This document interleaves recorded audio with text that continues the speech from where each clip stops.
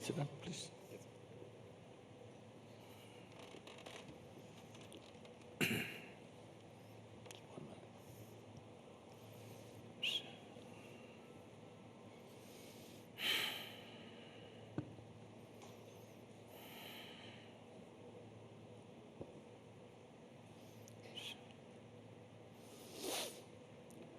Jananam sukadham maranam karunam milanam maduram smaranam karunam kalavashadiha sakalam karunam samayadipate akilam karunam. Namaskaram. Namaskaram, all of you. Sir. Ladies and gentlemen, the word Kaliyug, like our guest today, needs no introduction. We use the word Kaliyug almost as a throwaway term in common language every single day. If we see something surprising or unusual or absurd, we use the word "Ye to Kaliyug hai." It's a word that describes the fourth age of the Hindu world cycle, marked by decadence and depravity and darkness. A word that is less popular but has seen a resurgence recently, thanks in no small part to the certain mandir that has come up in Ayodhya, is the word Ram Rajya, which is defined as an age of fulfillment and peace and all those other lovely things, the opposite really of Kaliyug. So the question is, can there be a Ram Rajya, a word we're hearing so often now, with Kaliyug? There's frankly no better person to answer that question than our guest today, Sadhguru Jaggi Vasudev, seen as a yogi, a mystic, a visionary, someone who has broken the internet several times before, 4.5 billion views on YouTube in 2023 alone, which is an incredible feat. He is someone who is seen by his millions and millions of followers, a growing number, as a kind of nucleus of inner fulfillment, which is a commodity, as you all know, which is extremely rare in the Kaliyug. And I'm going to explore that As deeper. long as you see it as a commodity, you shall not have it. So, amidst this merciless churn that we're all a part of now, we're about to dive into enlightenment that doesn't take itself too seriously, and in my view, that perhaps is really the key. So I'm going to start by first welcoming Sadhguru. Thank you, sir, for your time and for being here at the India Today Conclave. Always a pleasure to host you. Ram Rajya in Kaliyug. Over to you. Namaskaram to all of you. Well, first of all, we are not in Kaliyug. Let's understand that. This whole Kaliyug thing is being repeated because at the end of Kurukshetra war, Krishna talked about Kaliyug. But according to the precision of the planet, that every 72 years, planet covers 1 degree of the zodiac. If you go by that, it's a cycle of 25,920 years. And it is 8 parts of time, that is 2 Satyugs, 2 Treta, through 2 Dwapara and 2 Kaliyugs, and Kaliyug comes together.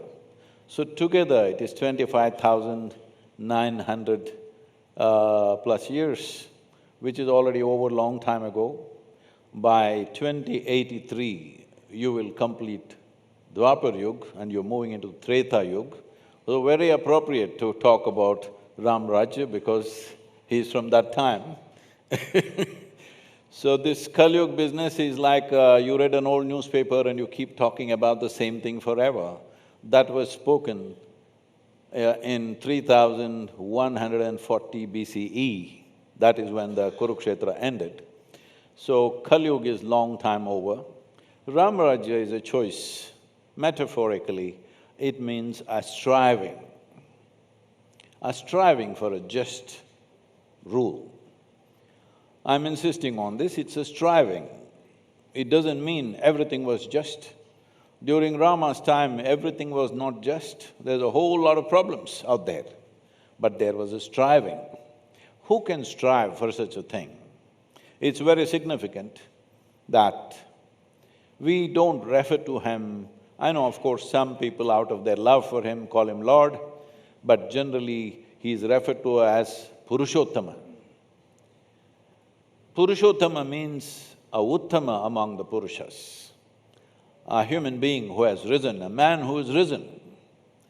He has risen to a certain height within himself, because this is essentially a civilization where we are not waiting for some gods to descend from somewhere. We are always seeing how to devise ways where a human being can rise to his ultimate possibility or the highest possible place that he or she can be in. So in that context, we are referring to Rama. Because I'm South Indian, I call him Rama, all right? We got these issues. I'll be coming to South. We will come. So, we call him Maryada Purushottam because he has risen in some way. This has always been the way of this civilization. Never before we have talked about people coming down from heaven. We are always talking about individual human beings rising to their fullest possibility. So in that context, Rajya means striving for a perfect nation or a just nation, which was striving right through his life. Did he achieve it or not is not the point. The point is somebody is striving, because human life is made like this. Only a dead person will have a perfect life. Living people can only strive. If the striving stops, that's a dead life. So we are talking about striving for a just society, not a perfectly just society. Such a thing never happens. Sadhguru, the Prime Minister talks about Rajya.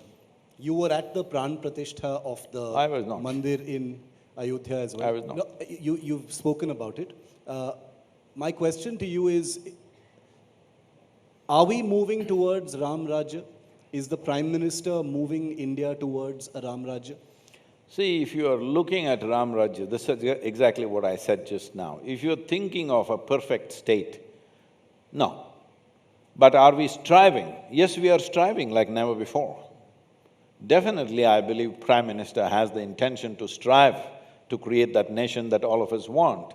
Will it happen tomorrow morning? That's a joke if you think so. It never happens like that. It's a striving. If all of us are striving, in that striving our lives are beautiful. Not because we got there, it's beautiful. Life is beautiful because we are striving for something that we hold as very high. What in our country right now, by the government, by the Prime Minister, or the things you see around you, Sadhguru, are indicators to you that this striving towards Rajya is something that is happening? The reason I ask this question is because we live in a constantly churning, vitiated atmosphere where there are polarized opinions as far as No, that is Kaliyug only in the and Rajya newsrooms, is it's concerned. not so in the country. Only in the newsrooms it's vitiated. If you live in the country, in the rest of the country apart from Delhi, everywhere, everything is fine. So, don't believe that. I mean, you are supposed to make us believe that, you should not believe that. Yeah. So, so the thing is, vitiated, where is it vitiated? See, one loose can shout something, well, it's repeated 125 times in a day on the news channel. None of us heard that nonsense. That whatever some mad nonsense repeated over and over again on the news channel is not heard by anybody else in the country, and nobody else is saying such things. So, country is not vitiated, it's a very wrong notion. Please walk around the villages of this nation, which is where we live and we work. There is no any kind of vitiated divisions in the country. No, I was talking about, I was talking about the political sphere. I take your point about the media, but I was talking about No, I'm the realities not of… trying to blame the media. It's media's business to highlight that. I'm not saying you shouldn't be doing it. I'm just saying, don't believe it because you're taking out certain things which make news, and that is not the nature of the nation. So in the nation, right now there is a huge striving for economic well-being. Is there a striving? Absolutely, absolutely, everywhere. There's a new hope in the villages, everybody's thinking they will live better. They're already living better, you can say, maybe not exactly, but there is a hope because they're better connected, they're striving for more, and I think a whole lot of people, because we have schools in rural areas, we see children are eating better, it's visible. It's very visible. Whichever part of the world I go, the first thing I look at is the rural children. If you look at them, you know what is the condition of the society. Our children's condition has been terrible in the last 50 years. But today you will see in the last 3 to 4 years' time, young kids who come to school at 5 or 6 years of age, they are little better fed, which is an indicator, which is clearly visible. So are they striving? Yes, they are striving. Will we get there? I think we will, unless we goof it up in some big way. The way the trajectory is, I think in the next 5 years, there will be a significant change. Do you believe that everything will be perfect? No, that would be foolish to even think like that. But will people be living better economically? Yes. It is just that we have to manage the other aspects of life equally well. One important thing that's a concern for me is, right now on an average, the soil organic content, this is something maybe a strange language for all of you because you live in Delhi, because you don't use soil. You all came from Mars maybe, I don't know. I don't know where you come from, but the soil organic content in the nation, on an average, is 0.6%. The minimum organic content that is necessary to call soil as soil is 3%, but we're 0.6%. This is a disaster unfolding. You come from the south, next time you fly from Delhi to Bangalore or somewhere, every 5 minutes just look out and see, you see a brown desert which you call as India. This is dangerous. This is very dangerous, that any time things can just fold up on us. It doesn't matter how much industry we do, whatever other economic stuff we do, if the soil collapses, life will collapse in a very bad way. Some of the responsible scientists in the world are estimating between 2045 and 2055, 20% of the world's population could commit suicide, mainly because of soil nutrient deficiency. These are responsible scientists, these are not, rabble-rousers. That's, your work on soil conservation and Save the Soil is something that we've tracked very, very closely. And it's one of the things that's made you a climate leader as well across the world. We've seen your videos as well. Sadhguru, from soil, I want to sort of drag it back to a media issue, since you've blamed the media for vitiating the atmosphere. I said, I'm I joking. described the media. The media must take… The media must take its share of the blame, there's no doubt about that. But, being a journalist, I must explore some themes that are, big headlines in the media and things that you've spoken about. Like I said, Sadhguru's videos have millions of views. 4.5 billion views in 1 year is certainly no small feat. And one of the videos that, has perhaps got some of the maximum views since 2019 was actually on the topic of CAA, the Citizenship Amendment Act.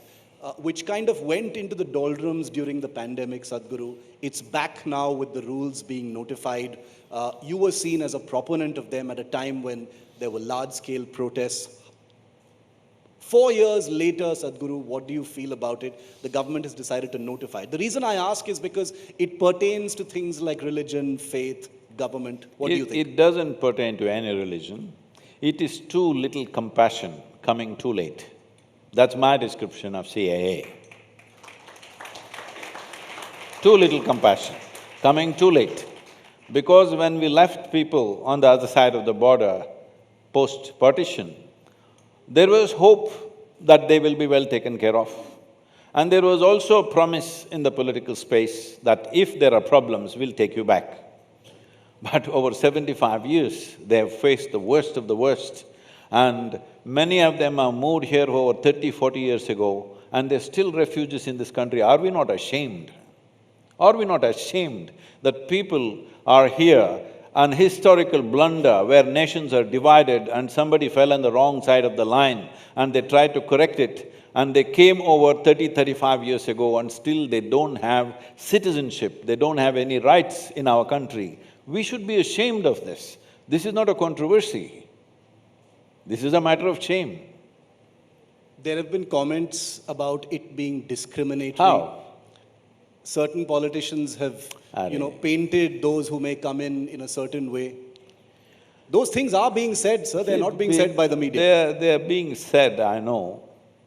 But I'm asking you, when there are countries which are theocratic, theocracy means by law, discrimination, all right?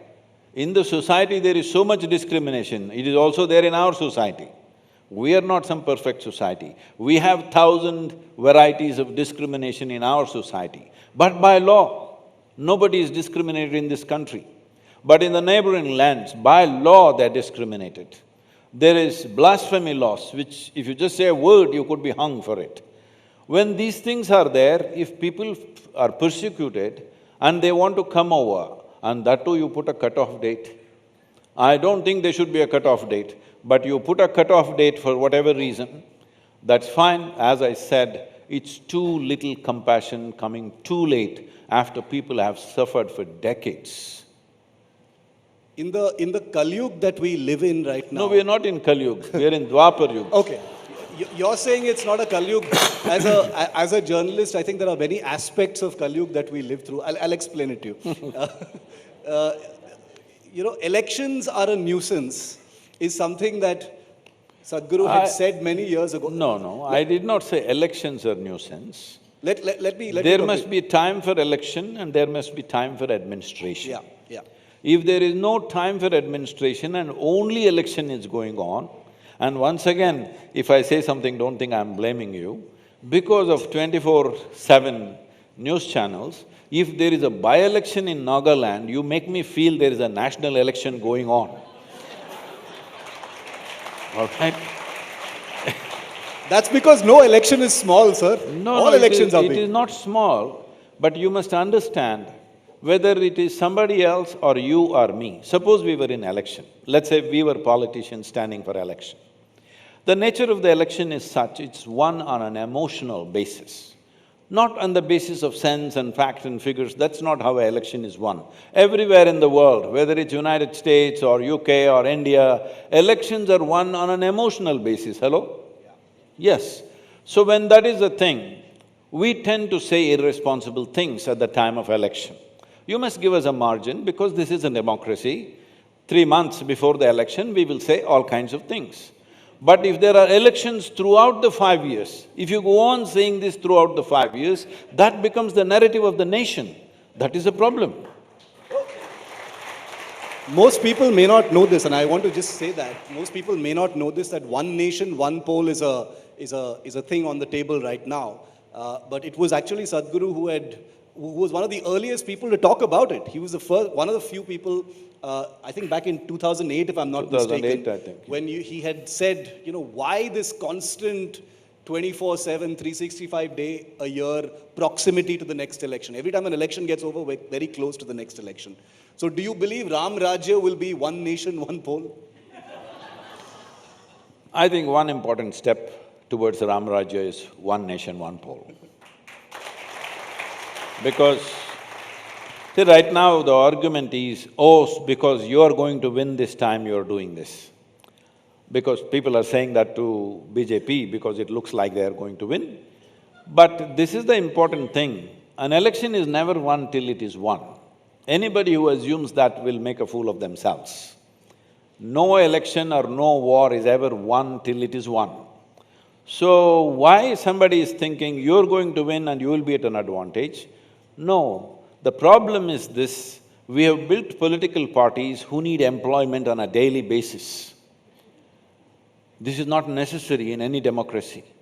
During the election, political workers and supporters come together and campaign for election. Throughout the 5 years, they're campaigning and they're asking for remuneration for that. This is not the way to run a nation. Definitely, once in 5 years is all we can afford. If you ask me, till we get to $10, $12 trillion economy, we should have election once in 8 years. I know people will want to kill me for this, but we should have election once in 8 years till we get to at least $12 trillion economy, because you are enjoying the rubbish that you're talking. You must go down to the villages and remote parts of the country and see people are living like cattle. Till you change that, you have no business to be talking about nuances of democracy. So not 5 years, 8 years. No, that won't happen. I'm just saying you need that much break to make significant progress. See, if any policy is brought in, any changes are made, for it to go down to the last man in the rural space, it will take 6 to 8 years to get there. If you don't give it that much time, before that policy happens, another election, some change will happen, another person will come and reverse the whole thing. This is not the way to run the nation if you're interested in the people. If you're only interested in your politics, that's a different matter. Politics are for people. People are not scapegoats for politics. Let's understand this. Sadhguru, there is a great deal of visible religiosity in politics. Apologies for dwelling on politics, but I am a journalist, so I just want to explore some of those themes. Is there a lack of spirituality in politics as opposed to spectacle and visible religiosity? And this comes at a time when, religion and the state is a central issue of debate and discussion. What would you call a spectacle? Something that's visible, something that catches your attention. Like Ram temple. Yes. So you must understand, this is the nature of this civilization, that every small thing, every aspect of our life, we make it celebratory. This is the nature of this civilization. If you take that away, we are not Bharatiyas at all. Because in this life, if a child is born, we will celebrate. We poke their ears, we celebrate. The child eats solid food, we celebrate. Child goes to school, we celebrate. Because this is the nature of our existence. Because without celebration, no matter what you have, you will become depressed over a period of time. Celebration does not mean eating and drinking as people understand in Delhi. Celebration means joy. Celebration means exuberance of life. So to bring that exuberance of life, many things are done. So our temples have always been celebration. Every day, there is some kind of celebration. Every day is a special day. Today is Ekadashi, tomorrow is Dwadashi, next day is something. Every day is a reason to celebrate because we understand human inner space so well. We know if you're not in a mode of celebration, you will naturally move towards depression. The world is going there. Watch my words. The world is going there. Sadhguru, you're always very visible. You're always in the news. I'm sorry. The things you say almost always go viral. Recently, and and especially a young generation, you were in the headlines when you attended the pre-wedding celebrations of Anant Ambani in Jamnagar. Many of those videos have also gone viral. I just want to show up, remind this audience about what they saw, because everyone saw this on their phones. Can we just play that video very quickly? What is that? So this was that video in Jamnagar. That's Diljit Dosanjh, the famous singer, meeting very respectfully with Sadhguru. So my question to you, sir, is stars and tycoons and all those people over there. And my question is a very simple one. Did you feel out of place, or do you feel out of place? Why? In places like this? I'm asking. Not a loaded question. I'm in place anywhere on this planet. I don't know how I will be on the moon, but on this planet I'm always in place. The problem is, the cameras are on only when you are among certain people. I teach in the prisons in many parts of the world. You don't bring the cameras We've seen those videos. Yes. I work with the tribals and in the villages. No cameras come there. 70% of our work is in rural India, cameras don't get on there. Only when you're in big cities and in events, cameras are on, plenty of cameras, so why would I be out of place in any way? They're just human beings. For me, there are no tycoons, there are no criminals, there are no tyrants. For me, there are human beings, and every human being has a space for transformation. A criminal can be transformed, a tyrant can be transformed, a tycoon can be transformed, so I am always on, it doesn't matter who he is. So, I'd like to, ask a personal question. I actually wanted to end with this question, but since you've talked about transformation, I'd like to ask you this question. You probably couldn't meet a more unspiritual person than me. I'm a non-believer, Really? I'm not spiritual, and we've actually had this conversation before, but, in terms of feeling intensely or faith. Now, let me clear this. What would you say to someone like me, sir, since you're saying that everybody, in that sphere? See, everybody wants to be the best. I am the most unspiritual. Why are you the most unspiritual? I'm here. Because your idea of somebody says, I'm the greatest devotee, somebody says, I'm the worst atheist. It doesn't matter. Everywhere you want to be number one, don't be that. Nobody is number one, all right? It's a cyclical world, we all come and go. Nobody was born first. Are you Mr. Adam? You're not, right? So, nobody is number one. About your idea of being spiritual, your idea of being spiritual is somebody who is looking up and chanting a mantra or sitting in a temple or a church or a mosque. No, they are people who are looking for some kind of solace in an established form. But spirituality essentially means that you are a seeker. See, you must understand the fundamental distinction. When you say, I'm religious, you refer to yourself as a believer. That means you believe something. When you say, I'm spiritual, you refer to yourself as a seeker. When does somebody become a seeker?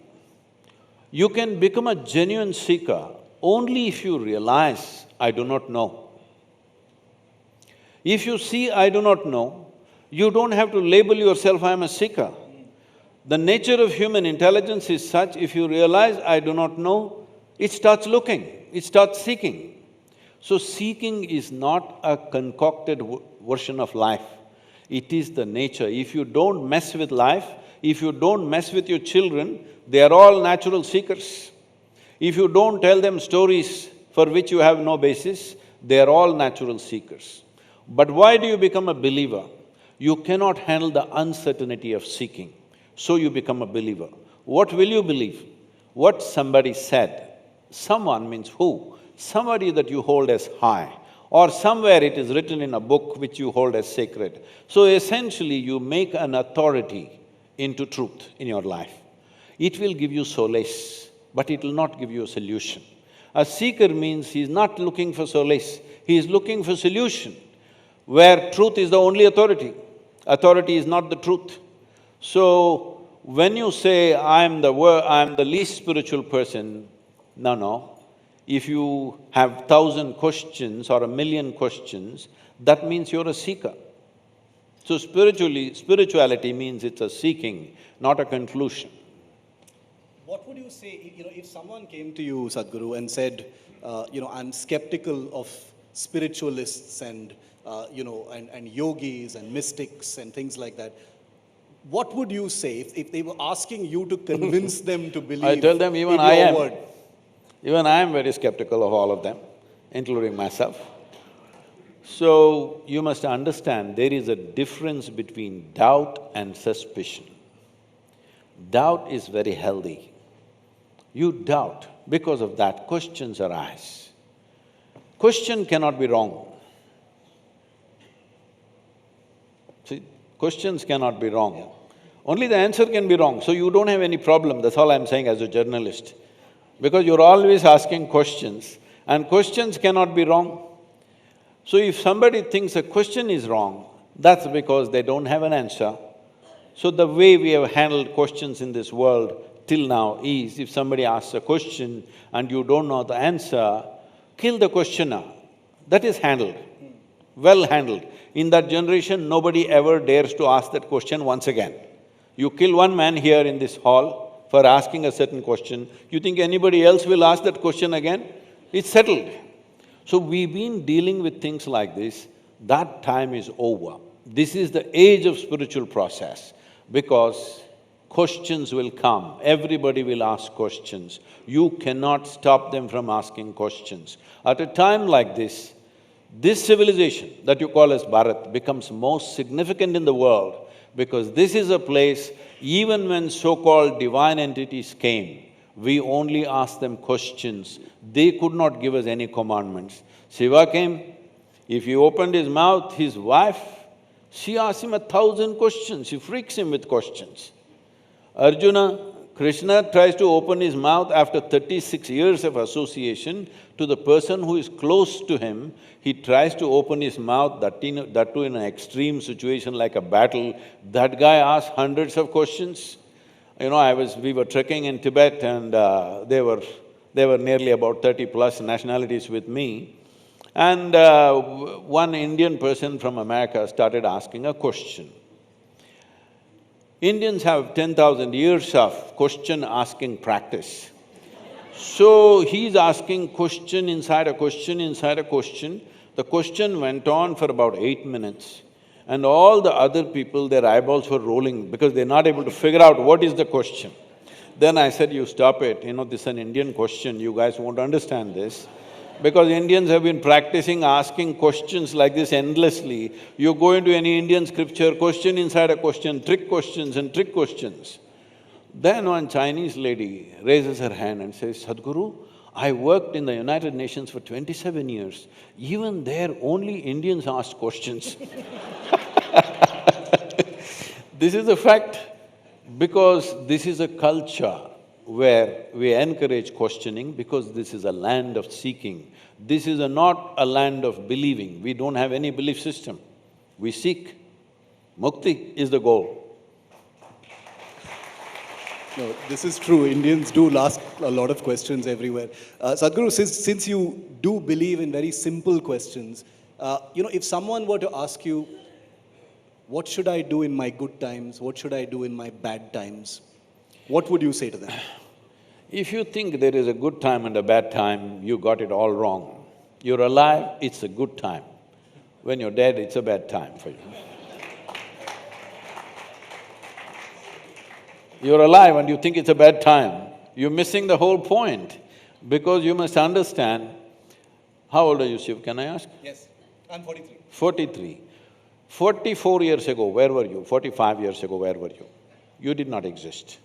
Yes? Yeah, terrible time. I'll bless you with another 110 years, that means 60 years later, you will be again dead, all right? You won't exist. Your existence is just a brief time here. In this, you're dividing what is good time and bad time. All of us will be dead for a very, very long time, and we are alive for a very brief time. In this, don't create good time and bad time. Living time is the best time. No, a visual of Sadhguru comes to mind every time he talks about good times, and I'm going to play that out once again while I ask my next question. These are, very popular videos of you, Sadhguru. You come prepared. No preparation. We are journalists, sir, we don't prepare. And so these are images of Sadhguru, dancing, and the jumping during those celebrations. And people love this, this is… There's a lovely theme of abandon and just letting yourself go in these images. So I wanted to ask you, Sadhguru, about feeling intensely. We live in a time when, our emotions are constantly under demand, feel intensely this way or the other way. Is that the way to live, to feel intensely? Or does one need to embrace a more kind of medium path? So once again, you must make up your mind, you want to be alive or dead. Okay? Have you been to any funeral? Yes. Not yours, I'm saying somebody else's. You've been. That man will be in that perfect posture, like this he is. Till yesterday he was hopping around for so many things. You go and tell him you won the election, he won't respond. He's not interested. You tell him you won a lottery, 100 crores, he won't respond, he's not interested. You tell him whatever, he won't respond. What happened to him? Only thing that he lost his life. But suddenly he's not interested in anything. You must understand, that's the only damn thing you have, life. Everything else is your imagination in your head. So good time, bad time, richness, wealth, money, this, that, if I just take out your memory, I don't have to steal your account. If I take out your memory, you lost all your money, right? Hello? I'm asking you, I don't have to come and steal your wealth. If I just take out your memory, your wealth is gone, your wife is gone, your husband is gone, your child is gone, yes or no? So the only thing you genuinely have is life. But that is one thing most people do not experience because they are misunderstanding their psychological process as existential. Your thought and emotion is a psychological drama that you're creating and you believe it is true. See, it is like you build a castle in the air and after some time you start believing it's true. Then we say you're neurotic. After some time, you start living in that castle, then we say you're psychotic. Then the third person comes and collects rent for that castle, we call him a psychiatrist.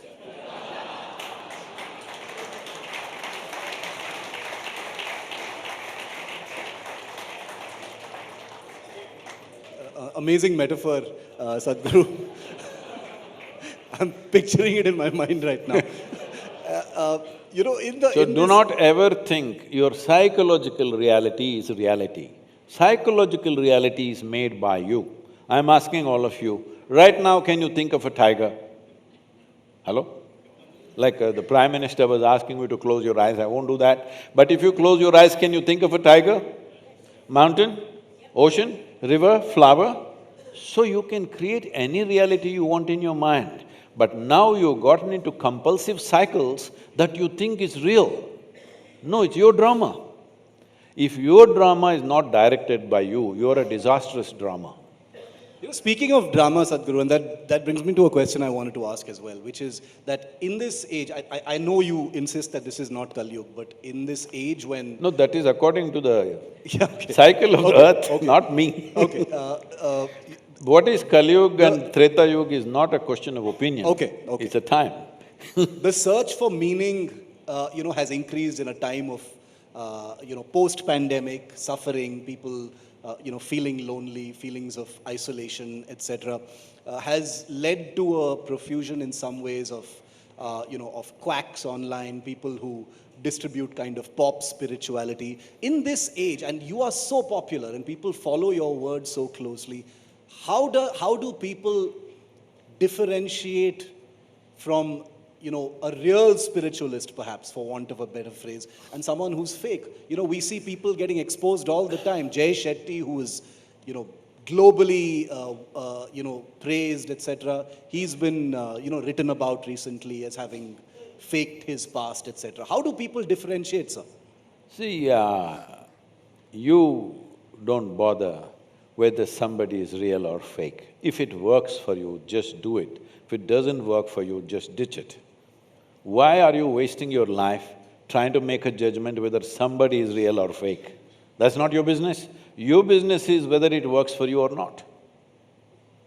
Your following speaks for itself, so there's no question about that. But, you know, you've been criticized in the past. I'm sure there are people pursuing you all the time. Nobody has criticized me. Endless abuse. Abuse. So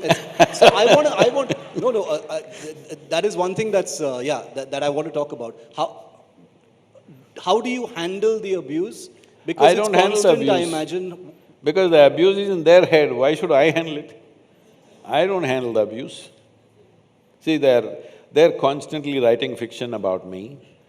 I leave it to them if they're enjoying it. Well, if it impedes my work, then I deal with it. Otherwise, whatever anybody is saying, I don't respond to it because it's in their head. What can I do? See, right now, for example, I'm sure this is all over, so I will say this. We are about 130 kilometers away from an elephant corridor. But there is a whole bunch of people who keep on saying we are on the elephant corridor. 130 kilometers as per all records. Government of India, Government of Tamil Nadu, the World Wildlife Fund, everything says this. But some people will keep on saying, because on the social media, there is no perjury law. If you tell a lie, you don't go to prison in this country. By telling a lie, you can win an election. You can become a chief minister or some other minister by telling lies. So there is no perjury, if you get into any defamation laws, it is you who suffers, not them. Because you get trapped in the court and its processes. Unless it is done like that, if somebody publicly tells a lie, quickly it can be proved. If it is proved a lie, they must pay for it. There is no such law. It's very difficult to do it because when 500 million people lie, how do you create prisons for them? There is no possibility. So, it's all right. After some time, people learn to filter what is a lie, what is the truth. People understand. 5–10% of the people will believe the nonsense. It's okay, what to do? Do you separate, Sadhguru, the abuse from criticism? There has never been any criticism. Seriously? See, there's never been any criticism, only abuse. Because I'll tell you, apart from Save the Soil… See, criticism means you must take something that I've done and you must point out what is the wrong thing I did there. If you simply spew venom, that's abuse. There are many amazing things that Sadhguru and his foundation are doing. I heard from your team that there's a Miracle of Mind program that's going to be rolling out later this year. That is to do with mental health. The reason I wanted to explore the theme of abuse is, if someone came and said something constructive to you, Sadhguru, they said, who is Sadhguru Jaggi Vasudev to talk about Ram Rajya? How would you engage with that? See, I'm made like this. I listen not only to people of position, anybody, a man, woman, child, a dog, donkey, tree, I'm always listening.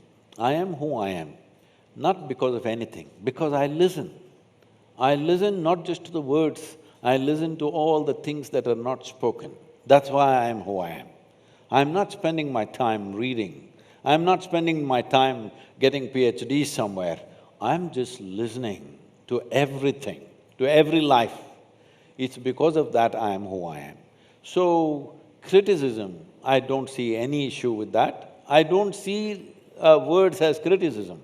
Somebody is pointing out a certain fact. If it needs to be corrected, it's corrected without even a thought about it. I don't even see it as a criticism. First of all, I don't see what is praise, what is criticism. I just listen to where they're coming from, and that's about it for me. Because my life is not enhanced because somebody praises me. My life doesn't diminish because somebody abuses me. I'm not made like that. If I close my eyes, my life is done. Well, we've certainly listened to every word you've said today, Sadhguru, and you've given us a great deal to think about. So thank you very much. Thank you. Ladies and gentlemen, Sadhguru Jaggi Vasudev.